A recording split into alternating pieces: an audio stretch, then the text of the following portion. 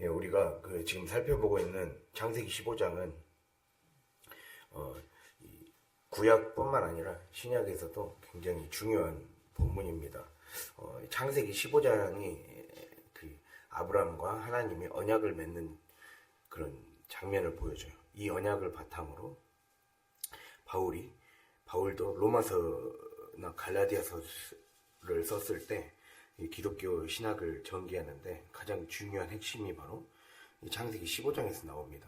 근데 이 창세기 15장 언약을 맺는 것을 우리에게 적용해 봤을 때 어떻게 적용해 볼 수가 있냐면, 하나님이 우리의 삶에 임해서 우리의 기도를 응답해 가시는 그 과정이 이 신앙의 여정이 어떤 식으로 전개되는가, 이것을 딱 뜯어서 나눠볼 수가 있거든요. 그래서 우리가 1에서 6절을 했었고, 그래서 1에서 6절을 믿음의 도약을 위하여 하면서 이 신앙의 여정의 단계는 포기, 먼저 우리의 기존의 것들을 포기하고, 그리고 그 다음에 이제 포기를 했으면 이 영적인 출애굽, 다른 말로 이탈, 물질적인 이탈과 비물질적인 이탈이 우리 안에 선행되어야 된다 라고 했죠. 그렇게 되어야 이제 우리가 영적인 순례자의 길을 걸을 수가 있는 겁니다. 천국을 향해 올라가는. 그래서 이 영적인 여정의 비유는 보통 야곱의 사닥다리로 많이 비유가 됩니다. 야곱의 사닥다리, 천국을 향해 올라가는 야곱의 사닥다리. 우리가 그 과정으로 비유됐을 때, 이제 어제 지난 시간에 7에서 11절을 했을 때는 바로 우리가 본격적으로 하나님은 우리에게 소유를 주고자 하신다. 지금 하나님이 우리 아브라함에게 땅과 자손의 약속을 주셨는데, 그 땅을 차지하기 위해서는, 자손의 약속을 받기 위해서는 자신이 생각해 놓은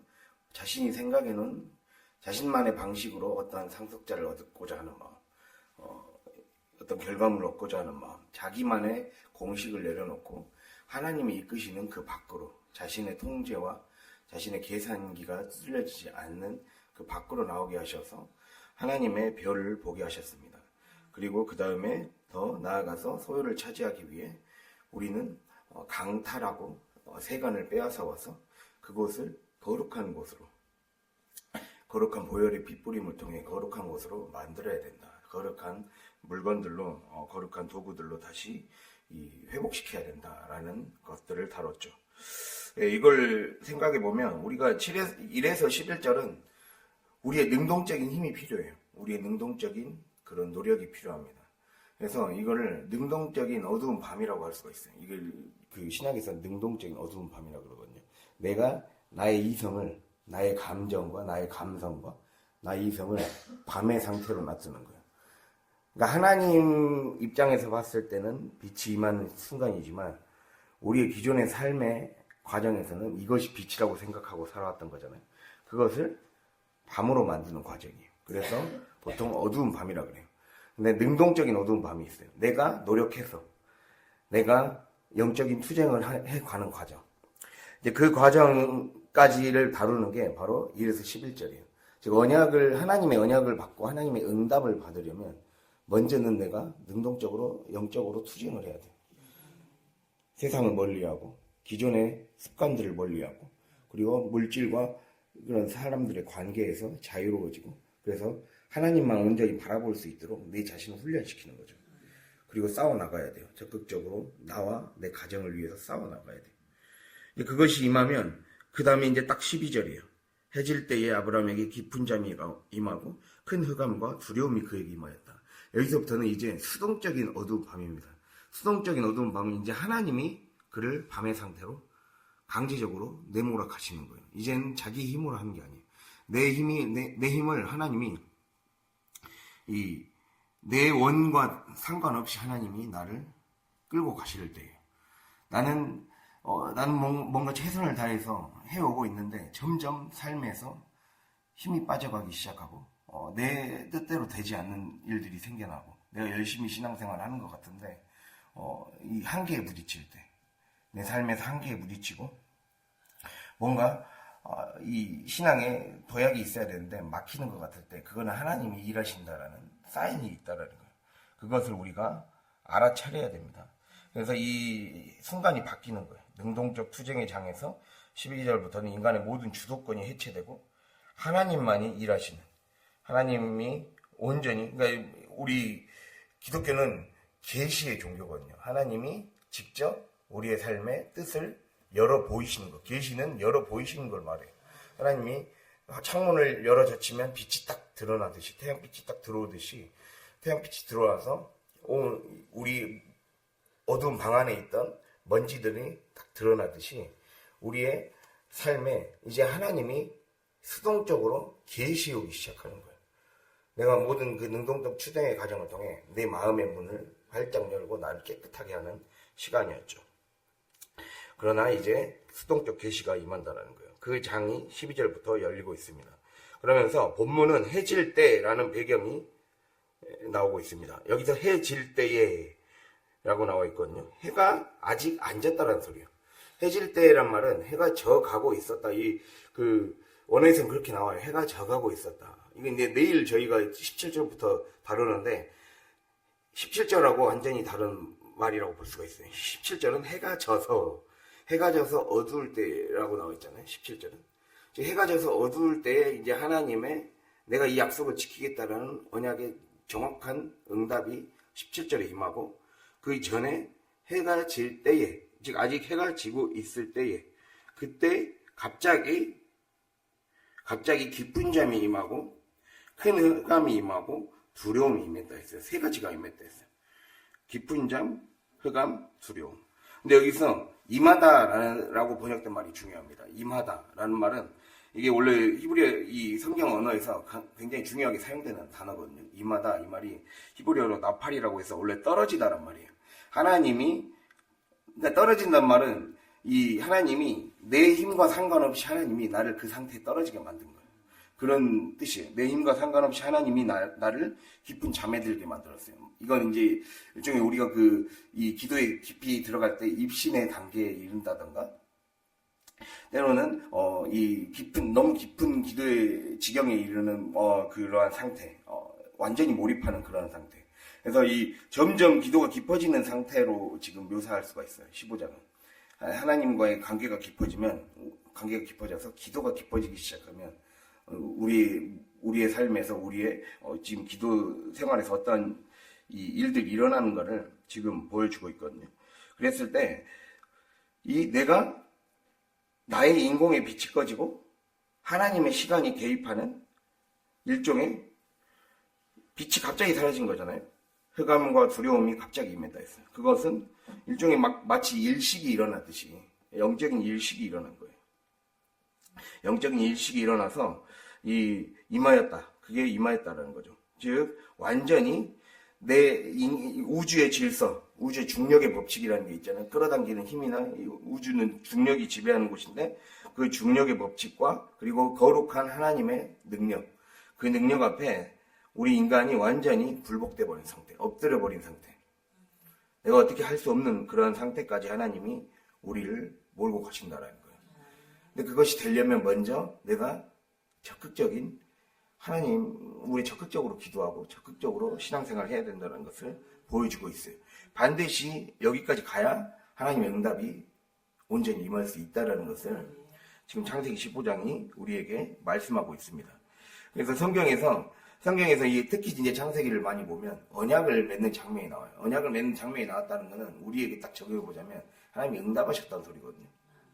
네, 하나님이 응답하셨다는 소리니까 이 부분을 주목해서 봐야 돼요. 하나님이 어떻게 해서 아브라함에게 응답했을까? 그것을 우리가 볼 수 있는 거죠. 그때 이제 이 하나님의 거부할 수 없는 그 힘이 하나님의 은혜의 힘이 위에서 쏟아질 때 그때 아브라함은 자기 힘과 상관없이 깊은 잠에 빠져들게 되고 그리고 큰 흑암이 임하게 됩니다. 네, 큰 어둠. 여기서 어둠은 어떻게 생각하면 되냐면 그냥 단순한 어둠을 말하는 것이 아닙니다. 단순한 어둠이 아니라 내가 이 초월적인 어떤 신비 안으로 들어가는 거거든요. 세 가지를 압도하는 인간에게 있어서 세 가지를 압도하는 어둠입니다. 이 압도라는 거는 이제 내 힘으로 어떻게 할 수 없는 상태로 하나님이 몰고 가시는 거예요. 그거는 바로 이걸 다른 말로 하면 상실시킨다거나 무력화시키는 거거든요. 첫 번째가 내 시야를 무력화시킵니다. 시야. 영어로 사이트 그러죠. 시야. 그 나의 시야는 다른 말로 우리의 인간의 판단력이에요. 항상 우리는 그러니까 하나님의 말씀에 그 기도가 응답되기 시작하는 과정은 신앙이 깊어지는 과정 혹은 기도가 응답되는 과정은 내 시야가 무력화되는 거예요. 내 기존의 판단력, 내가 기존의 분별력, 나의 어떤 생각으로 살아왔던 것들이 이제 통하지 않는. 그래서 나의 판단력과 분별력으로 앞날을 보려고 했고 그걸로 인생을 살아가려고 했어요. 그것을 하나님이 완전히 무력화시킵니다. 그때 하나님의 응답이 임합니다. 그리고 그래서 모든 인공의 빛이 완전히 소멸되게 되죠. 내가 만들어 놓은 삶의 판단 기준 이것이 완전히 무너지기 시작합니다. 그때 하나님의 제대로 된 응답이 시작된다는 거예요. 그리고 두 번째는 영어로 가이던스, 인도의 상실입니다. 인도, 지도를 뜻하죠. 즉 가이던스란 말은 무엇을 해야 할지 말해주는 도움이나 충고를 이 영영사전에 보면 가이던스란 말이 그렇게 나와 있거든요. 그러니까 무엇을 해야 될지 말해주는 도움이나 충고, 지도, 인도 이거죠. 그래서 이걸 어떤 식으로 해야 될지 우리는 삶에서 내가 공부를 통해, 삶의 경험을 통해, 그리고 이 자연스러운 사회생활을 통해 학습해왔죠. 그래서 인간의 지혜로 학습해왔고, 이런 일이 생길 때는 이 과정을 거쳐야 돼. 우리는 항상 우리만의 계획이 다 세워져 있어요. 그리고 우리만의 절차가 다 있어요. 그 과정도 다 무너뜨리신다는 거예요. 그렇게 할 때 하나님의 응답이 임한다는 거예요. 그러니까 이게 하나님은 우리에게 사인을 주는 거예요. 내 힘은, 이전에는 내 혈기와 내 힘과 내 체력, 나의 어떤 젊음, 이런 것들로 살아왔단 말이에요. 나의 정욕과 나의 정력, 나의 온갖 파워로 살아왔단 말이에요. 근데 이것들을 점점 내 삶에 힘이 빠지게 하시는 그런 순간들, 나이가 들어가면서 또는 여러 가지 인생의 여러 가지 원치 않던 어떤 일들을 겪으면서 또는 질병을 겪으면서 몸의 아픔을 겪으면서 그런 겪게 하시는 이유가 있다는 거예요. 하나님이 나를 수동적인 어두운 밤으로 몰고 가신다는 거예요. 그래서 결국에는 하나님만 의지할 수밖에 없도록 완전히 나를 꼬꾸라뜨리신다는 거죠. 그것을 주님이 지금 말씀하고 있는 거예요. 아브라함이 계속해서 솔개를 쫓아내는 일들을 했잖아요. 해질 때까지 솔개를 쫓아내는 거예요. 자기가 최선을 다해서 그 소유를 차지하기 위해 때로는 조카를 구하기 위해 318명의 훈련된 군사를 거느리고 그 수많은 강대국의 틈바구니 속에서 쉽게 말하면 미국과 중국이 전쟁을 하고 있는데 그 사이에서 국제 미아가 된 자기 조카 살리겠다고 간 꼴이에요. 얼마나 위험한 겁니까? 잘못하다가 자기까지 약소국인 자기까지 전쟁에 휘말리는 꼴이 돼서 오히려 더 큰 모복을 불러올 수가 있어요.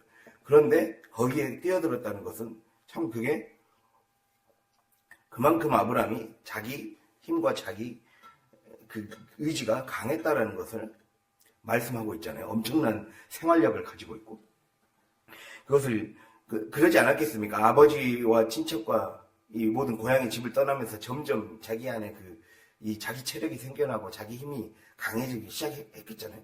자기 의지로 시작하는 믿음이었겠죠. 의지로 시작하는 믿음이 점점 하나님의 능력으로 바뀌는 믿음으로 바뀌어져 가는 과정이라는 거죠. 우리의 삶도 그래요. 내가 하나님을 믿는 과정이 내 의지로 믿는 믿음이었어요. 내 의지로 하나님을 알려고 하고 깨달으려고 하고 하려고 하는데 점점 내 의지로도 안 되고 내 힘으로도 안 되는 그 여러 가지 사건과 환경과 나의 몸의 상태 이런 걸로 마음의 상태로 마음의 변화로 몰고 가신다는 거예요. 그때도 끝까지 버티면 안 된다는 거예요. 고집 부리면 안 된다는 거예요. 그때 들으려고 해야 된다는 거예요. 자포자기라는 말이 아닙니다. 하나님께 들으려고 해야 된다는 거예요. 하나님의 뜻을 하나님 왜 어제 목사님 그 수요예배 말씀하셨듯이 자꾸 물어야 된다는 거예요. 자꾸 물어서 하나님의 힘이 하나님의 능력이 나를 주관해 갈 수 있도록 만드는 것이 우리의 삶의 중요한 과제라고 할 수가 있습니다. 중요한 적용이라고 할 수가 있습니다. 그래서 하나님이 이렇게 큰 흑암, 이 15장 2절에서 큰 흑암이 임했을 때 이 흑암이라는 거는 나의 시야를 무력화시키는 거. 그리고 두 번째로 인도를 무력화시키는 거예요. 인도를 상실하게 만드는 거.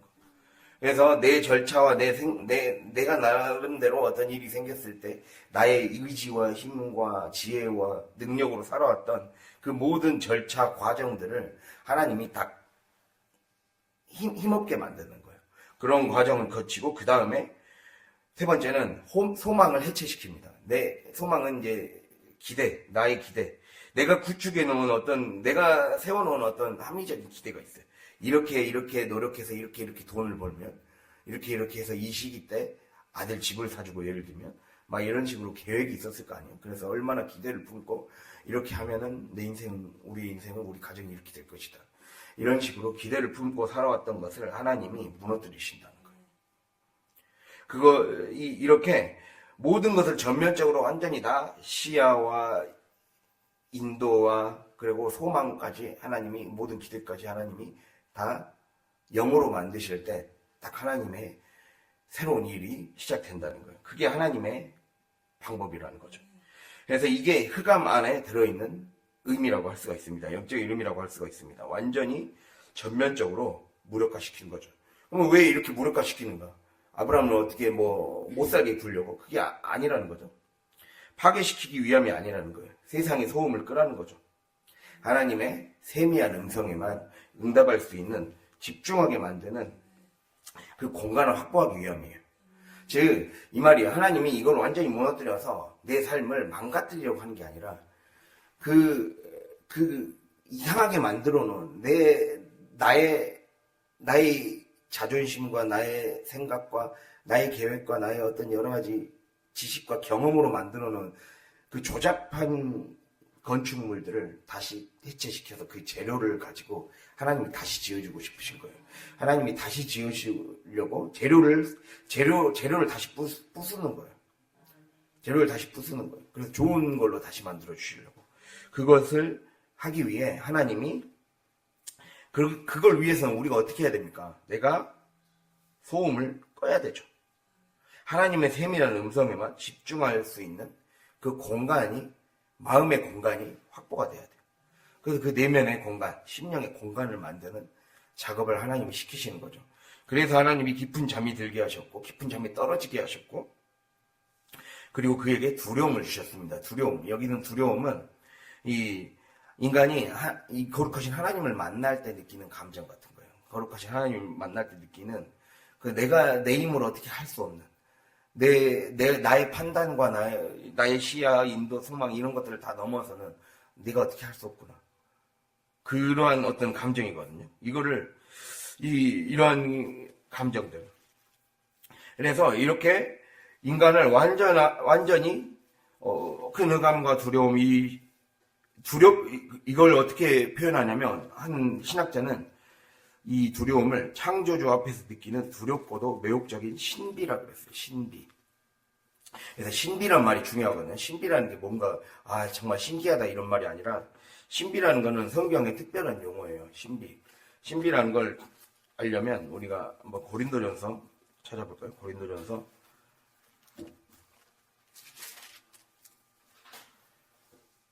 고린도전서 2장 6절에서 7절입니다. 신약성경 265페이지. 고린도전서 2장 6절에서 7절.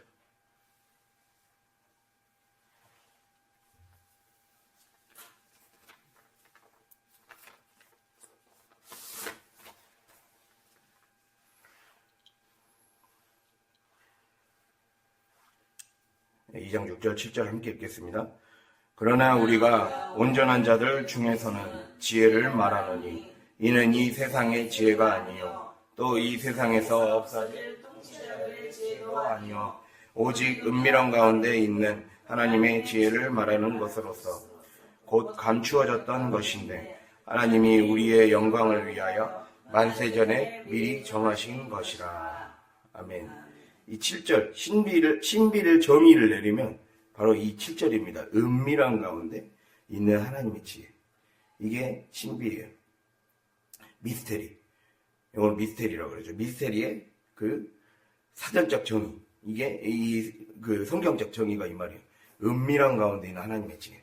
근데 원래 감추어지는데 우리가 10절 나오죠. 10절에 성령으로 이것을 우리에게 보이셨다. 내가 성령을 의지하면서 늘 성령 충만함 가운데 하나님을 의지하면 하나님이 알려주신다는 거예요. 하나님이 밝히 보여주신다는 거예요. 그래서 하나님이 우리의 영광을 위해 만세 전에 미리 우리를 향한 계획, 우리를 향한 크고 오묘한 계획을 이미 세워놓으셨는데, 그것이 우리는 알려고 하지 않으면, 하나님 안에 머물려고 하지 않으면 절대 하나님이 드러내 주지 않으신다는 거예요. 이걸 신비라고 합니다.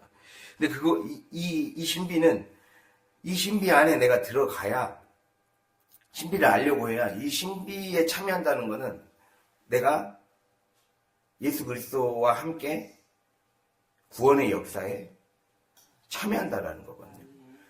그래서 이 신비는 그러면 어떻게 열리느냐? 신비는 어떻게 열리느냐라고 했을 때 우리가 성경을 읽어야 돼요. 말씀을 읽어야 돼요. 말씀을 알고 말씀의 뜻을 알려고 힘써야 돼요.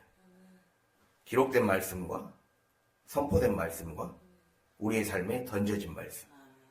그 말씀을 알려고 힘써야 돼요. 말씀을 읽으려고. 그래서 이런 말이 있습니다. 성경은 하나님의 집이라고 할 수가 있어요. 하나님이 계시는 하나님의 집이라고 할 수가 있는데, 이 집에는 방이 있잖아요, 방. 이 성경의 각 권이, 예를 들면 방이에요. 고린도전서, 고린도후서 이런 것들이 다 방이란 말이에요. 그럼 방마다 각각의 열쇠가 있어요. 근데 이 열쇠가 어디에 있냐면, 열쇠는 방의 곁에 있는 것이 아니라 다른 방에 가면 열쇠가 있다는 거예요.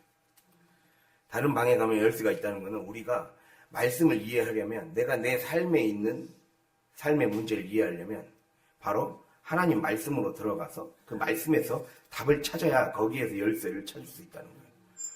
그런 말이에요. 즉 열쇠는 방의 곁에 있는 것이 아니라 다른 방에 열쇠가 놓여 있다.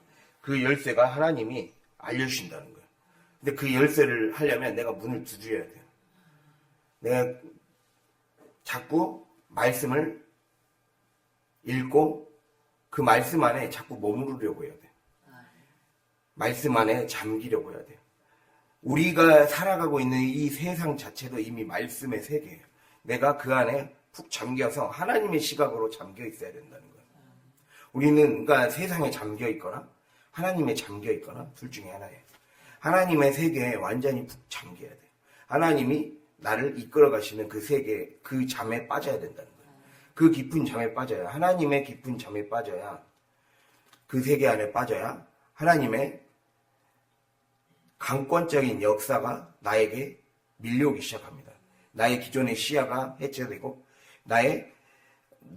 나만의 가이던스로 살아왔던, 나만의 지도 방식과 나만의 인도 방식과 나만의 인생 계획, 인생을 이끌어가는 방식대로 살아왔던, 그리고 그것에 따라서 모든 기대와 소망을 품고 인간적인 기대와 소망으로 살아왔던 모든 나만의 제국들, 나만의 건축물들을 싹 하나님 안에 잠길 때만이 해체될 수가 있는 거예요.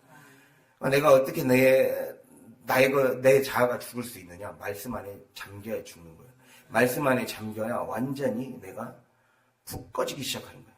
그것을 주님이, 이 아브라함이 깊은 잠에 빠져서 흑암과 두려움이 임하는 과정을 그렇게 우리가 적용해 볼 수가 있습니다. 하나님은 우리에게 이렇게 나의 빛이 차단되고 하나님이 나를 영적으로 완전히 새로운 사람으로 빚어가시는, 그리고 새로운 응답을 주시는 그 단계로 가기 위해 내가 반드시 하나님이 나를 이끌어가신 세계에 나를 완전히 내어 맡겨야 된다.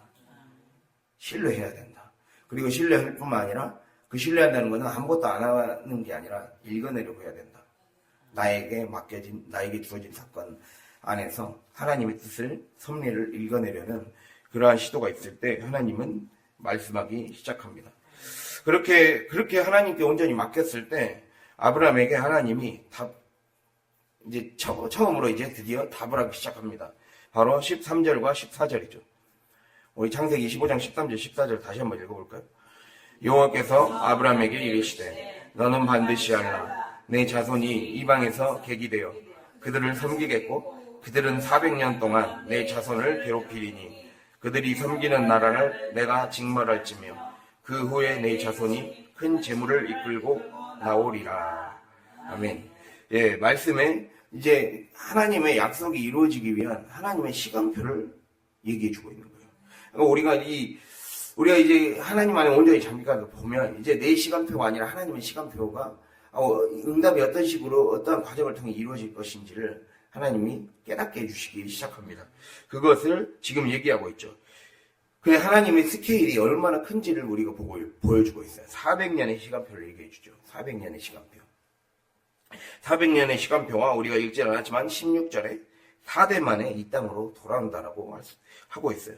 즉 하나님의 약속이 이루어지기 위해 지금 400년 동안 객이 될 것이다. 이방의 땅에서 객이 될 것이다. 객이 되어 그들을 섬기게 될 것이다. 라고 얘기하고 있어요. 근데 그렇게 하는 이유가 16절에 나와 있죠. 아모리 족속의 죄악이 아직 가득 차지 않았기 때문이다. 이렇게 말씀하고 있어요. 그럼 우리가 이걸 통해서 살펴볼 수 있는 것은 하나님이 우리의 삶에 응답을 하시기 위해 어떻게 준비하시는가를 깨달아야 돼요. 하나님이 한 사람의 기도에 응답하시려고 어떤 식으로 다각적으로 준비를 하시는가. 모든 시간과 공간과 모든 환경을 그리고 우리의 마음 상태까지 어떤 식으로 준비하시는가를 깨달아야 돼요.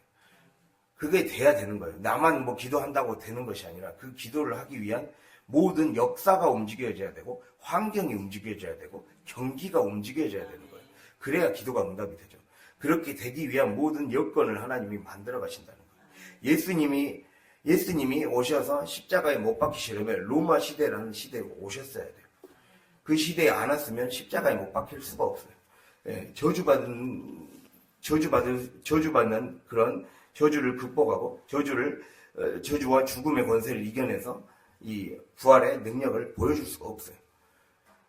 십자가를 형벌로 했던 로마라는 제국 안에서 하나님이 그 공간 안에서 하나님이 그 시대에 하나님이 아들을 보내셨기 때문에 그 구원이 이루어질 수 있었던 거예요. 하나님이 나를 향한 그 시대가 있다라는 거예요.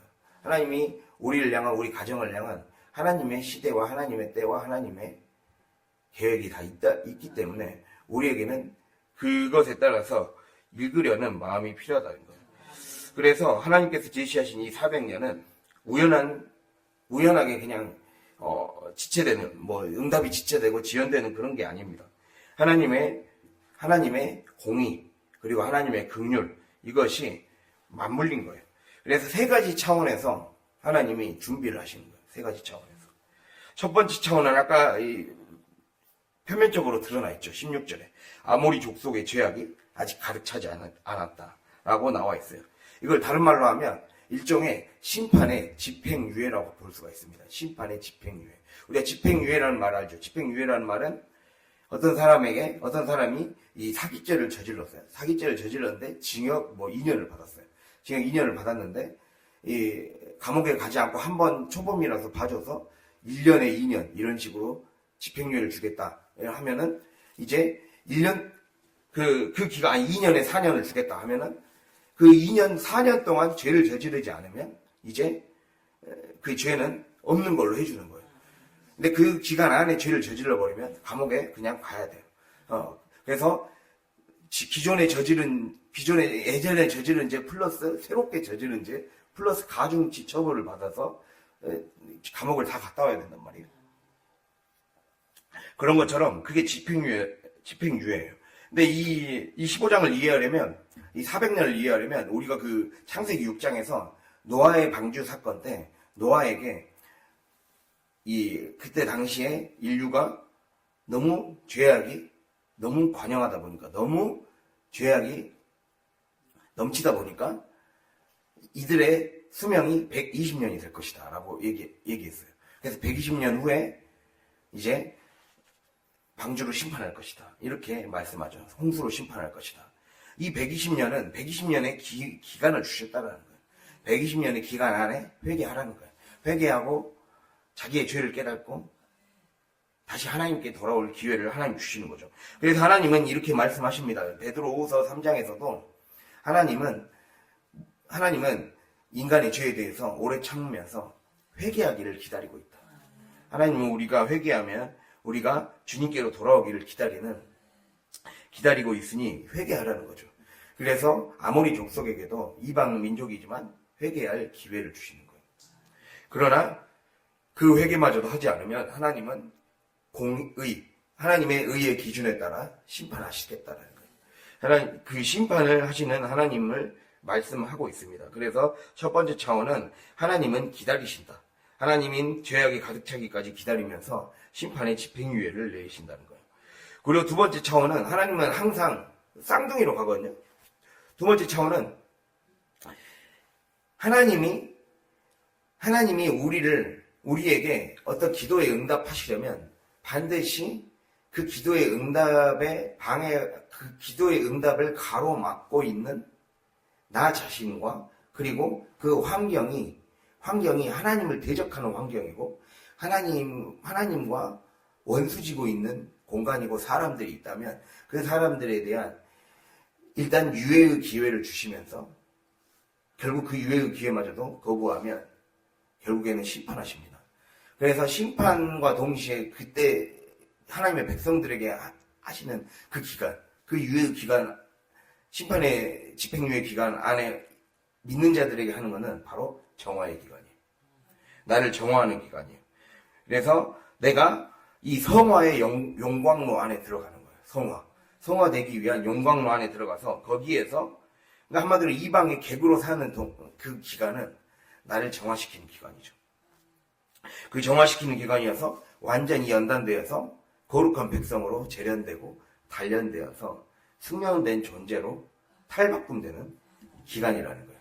그래서 그 모든 것들을 다 준비시키는 거예요. 하나님이 모든 것이 되기 위해 그 환경도 바꾸셔야 되기 때문에 사람도 바꾸셔야 되기 때문에 그래서 이런 일들을 하신다는 거죠. 그리고 세 번째 차원은 바로 땅을 회복시키는 기간이에요. 우리 생각해 보세요. 가나안 땅으로 돌아가는 거예요. 지금 가나안 땅이 아닌 너희 자손들은 이방에서 객이 된다 했어요. 출애굽 얘기하는 거예요. 애굽 땅으로 그 요셉의 때에 가게 되잖아요. 그 애굽 땅에 있는 기간 동안 하나님은 이게 성경적인 원리입니다. 이거는 찾아봐야 돼요. 레위기 26장 34절. 누구에게나 다 적용이 됩니다. 하나님은 그냥 이루어지는 게 아니라 레위기 26장 34절 구약성경 190페이지 레위기 26장 34절과 35절 구약성경 190페이지 함께 34절 35절 읽도록 하겠습니다. 너희가 원수의 땅에 살 동안에 너희의 본토가 황무할 것이므로 땅이 안식을 누릴 것이라. 그때에 땅이 안식을 누리리니 너희가 그 땅에 거주하는 동안 너희가 안식할 때에 땅을 쉬지 못하였으나 그 땅이 황무할 동안에는 쉬게 되리라. 아멘. 자, 하나님은 땅과 백성과 그리고 이 땅과 백성을 둘 다 회복시키고 연단시키는 과정을 겪게 하시는 거예요. 하나님 환경도 바꾸시는 거죠. 하나님 환경을 준비시키는 거예요. 가나안 땅은 어떤 땅이었습니까? 우상 숭배의 땅이었잖아요. 그 우상 숭배의 땅. 그것이 거룩한 땅으로 바뀌어야 돼요. 거룩한 용도로 사용되는 공간이 돼야 돼요. 하나님의 성전의 공간이 돼야 돼요. 그러니까 그것은 하나님만이 하실 수 있어요. 거룩하지 않은 채가 우리가 가서 할 수가 없어요. 하나님만이 그곳을 청소하시고 그것을 준비시키셔서 하나님의 때가 도래했을 때, 하나님의 때가 찼을 때 결국에는 돌아오게 하시는 거죠. 그것을 지금 말씀하고 있습니다. 그래서 이것이 400년이 갖고 있는 의미라고 할 수가 있습니다. 근데 이 400년은 우리가 이 창세기 돌아가면 본문에서 어떻게 얘기하고 있냐면 내 자손이 4대 만에 이 땅으로 돌아온대요. 4대. 400년을 4대라고 얘기하고 있거든요. 근데 원래 성경에서 우리가 그 출애굽기 20장 5절 보면 이 우상을 숭배하고 우상을 섬기면 이 3, 4대가 저주를 받을 것이다. 이렇게 나와요. 이 3, 4대가 저주를 받는다는 거는 당시에 이스라엘 백성들 뿐만 아니라 이 이스라엘 주변 나라들도 항상 3, 4대가 같이 살았어요. 그러니까 그 가문 전체가 저주의 영향력 안에 벗어날 수 없다는 말이에요. 한 가족이 이미 3, 4세가 같이 살았어요. 그래서 많게는 70명 이상이, 그리고 거기에다 종들까지 딸리면 거의 200명, 300명 가까이가 함께 같이 사는 거의 부족 마을 단위를 이뤄서 살아갔다고 볼 수가 있습니다. 그랬기 때문에 결국 이 말은 이 가정의 모든 기존에 하나님 믿지 않았을 때, 그리고 하나님의 사람으로 준비되지 않았을 때 묻었던 저주의 죄악의 찌꺼기들을 다 제거하고 나서야 갈 수 있다는 의미입니다. 네, 4대라는 거는 한 가문이 완전히 다 끝냈을 때, 한 가문의 모든 죄악의 그 정화의 시간이 끝났을 때야 돌아갈 수 있다는 의미예요. 그런 의미를 지금 갖고 있는 거예요.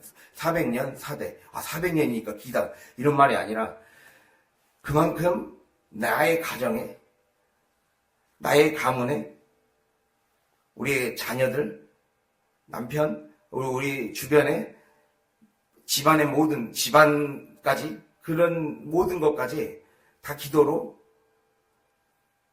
보혈로 피 뿌리고 대적하고, 그래서 내가 정화돼서 준비되는 모든 것들이 다 찼을 때, 하나님의 시간이 찼을 때 내가 다시 돌아가게 하겠다. 이런 말씀의 뜻을 갖고 있는 거예요. 400년 4대 안에 들어있는 게. 그래서 결국 책임감을 가져야 된다는 거죠. 영적 제사장으로서 나의 자녀들에 대해서, 하나님이 나에게 주신 직장과 나의 사업장과 그리고 모든 물질, 그 모든 것들이, 하나님은 땅도 회복시킨다 했잖아요. 이 땅 안에는 내가 갖고 있는 모든 소유를 다 포함하는 거예요. 자녀를 포함하고, 그리고 물질을 포함하고, 직장을 포함하고, 다 그런 것들을 포함하는 개념이 땅이라고 할 수가 있어요.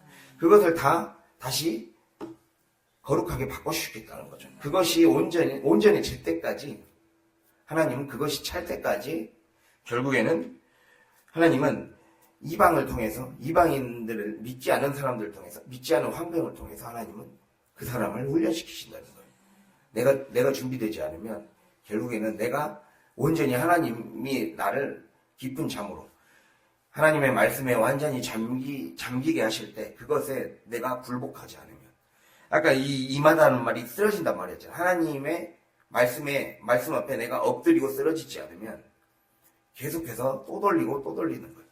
그래서 그것을 알아차릴 수 있을 때까지 돌려서 결국에는 내 안에 그 4대의 죄악, 즉 내 가정 안에 있는 그 우리의 삶에, 우리의 가정의 조주를 불러오는, 그래서 천국을 누리지 못하게 만드는 모든 찌꺼기는 다 제거하는 시간을 하나님이 갖게 하시는 거예요. 그게 준비됐을 때, 그게 찼을 때 하나님의 진정한 응답이 나오는 거예요. 그게 준비된 자. 그것을 주님이 말씀하시죠. 그래서 우리가 이 말씀을 이렇게 봤을 때, 내가 정말 책임감을 가져야 되겠구나. 이러한 마음의 의식을 가져야 됩니다. 그게 준비된 자에게 하나님은 분명한 약속을 주신다라는 거예요. 너의 자손이 다시 회복되게 되고 복을 받게 될 것이다. 근데 또 하나가 우리가 놓친 게, 또 하나 봐야 될 게 15절 나와 있죠. 15절, 너는 장수하다가 평안이 조상에게로 돌아가 장사될 것이요 라고 나와 있죠. 여기서 아브라함에게 주시는 약속은 장수와 평강의 복이라고 지금 얘기하고 있어요. 즉 이 말은, 아브라함은 가나안 땅의 완성을 보지 못했어요. 예. 가나안 땅을 보지 못했지만 우리가 아브라함 때부터 모세 때까지 보지 못했죠. 그때가 크게 보면 4대예요. 4대가 다 끝나고 나서 여호수아 때 비로소 가나안 땅을 차지하게 되잖아요. 그게 성경이 그대로 이루어졌단 말이에요. 4대가 다 떠나고 나서, 4대까지 다 떠나고 나서 결국에는 하나님의 때가 이루어져요. 그 100년 단위로 4대가 다 끊어지고 나서. 그러니까 지금 인간의 수명을 가지고 얘기한 거거든요. 100살로 했을 때. 그렇게 하나님이, 결국에는 하나님은 이렇게 나의 때에 내가 지금 힘을 써야 돼요. 내가 영적 제사장의 그런 사명감, 그 사명의식을 가지고 살려야 돼. 나에게 맡겨준 가정과 나에게 맡겨준, 뭐 가정이 아니라면 또 영적인 그런 자녀들을 낳는 영적인 자녀와 영적인 어떤 영 구원의 그 열매를 맺는 그 일들에 힘을 써야 돼. 그 힘을 쓰면 당장 내 때에 뭔가 크게 어떤 큰 눈에 보이는 결과물들이 없을지라도 하나님이 나에게 주시는 것은 평안과 장수의 복이라는 거예요. 평안의 복을 주신다는 거예요. 하나님의 이 모든 과정을 우리가 이게 중요해요. 내가 지금 기도가 응답되지 않는다고 해서 응답되지 않는 게 아니라는 거예요. 이해가 됐습니까? 중요한 건 내가 응답되지 않더라도 눈에 보여지는 가시적인 어떤 눈에 보여지는 큰 응답이 내 안에, 우리 가정 안에, 삶 안에 나타나지 않더라도 먼저 나타나는 변화가 뭐겠습니까? 우리 안에 먼저 나타나는 변화가 내 마음에 평안이 찾아오는 거예요. 하나님 평안이라는 것은 성령이 나를 주장하기 시작할 때 나타나는 현상이에요. 사랑과 희락과 화평이라 있잖아요. 화평이 그 평안을 얘기해요. 먼저 성령의 열매의 증상이 나타나야, 성령의 열매 덕의 증상이 나타나야 그 다음에 응답이 나타나는 거예요. 내가 먼저 내 가정에 먼저 그 성령의 열매가 맺혀져서 그 환경을 만들어놔야, 영적 환경을 만들어놔야 되는 거예요. 그래서 긴 시간을 보고 가라는 거예요. 항상 나만 생각하면 살지 말라는 거예요. 내 때에서 이루어질 그 범위가 있고 그 다음에 또 이어져서 해야 될 범위가 있다라는 거예요. 그러니까 근시안적인 어떤 그 좁은 시야로 신앙생활 하지 말라는 거예요. 내가 지금 어떤 것들을 빨리 얻고 싶다라는 그런 인스턴트 요리를 빨리 막 얻고 싶어하는 그 결과를 얻고 싶어하는 그 마음을 버리고 내가 기도한 걸 자식이 받을 수도 있는 것이고 그게 중요한 거예요. 하나님은 반드시 그거에 응답을 하신다. 중요한 거는 내 마음 안에서 내가 진짜 지금 열매를 맺고 있는가? 나는 평안한가? 내 안에서 성령의 열매가 맺어졌다고 할 수가 있는가? 그것을 보라는 거예요. 사랑과 희락과 화평과 자비와 양성과 온유와 절제, 충성, 오래 참. 이것이 내 안에서 이루어지고 있는가? 그것을 살펴보라는 거예요.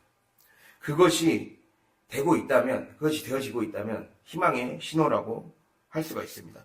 이제 희망의 근거를 거기로 바꾸라는 거예요.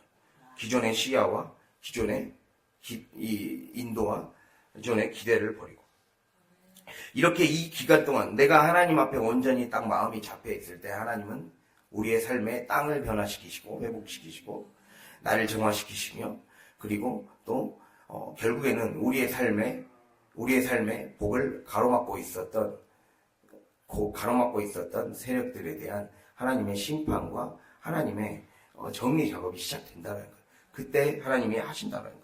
우리가 이걸 꼭 기억하길 바랍니다. 그래서 오늘 이 말씀을 마음에 새기고 하나님께 나를 온전히 의탁하여 드리고 그렇게 응답받는 기도, 더 앞으로 나아가는 신앙, 더 깊은 곳으로 나아가는 그러한 주님의 사람이 되어서 승리하는 복받는 저와 여러분이 될 수 있기를 간절히 바랍니다. 기도하겠습니다.